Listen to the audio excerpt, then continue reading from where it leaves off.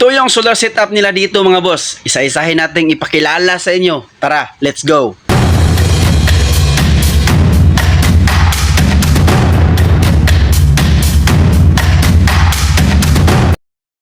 So ayan mga boss, ito po yung 200 EH natin na battery na LVFU 24 volts.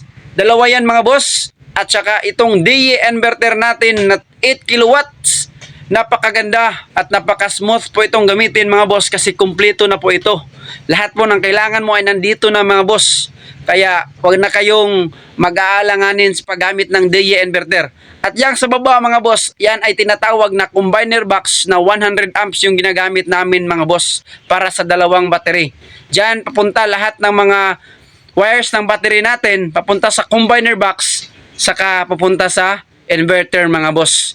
So yan yung gamit mga boss. Bakit merong combiner box yan sa gitna? At dyan sa baba mga boss, yan yung pasukan ng mga wire galing sa ating PV breaker or galing sa ating panel mga boss, papuntang PV breaker at saka papunta dito sa inverter. At galing din combiner box papunta dyan sa inverter.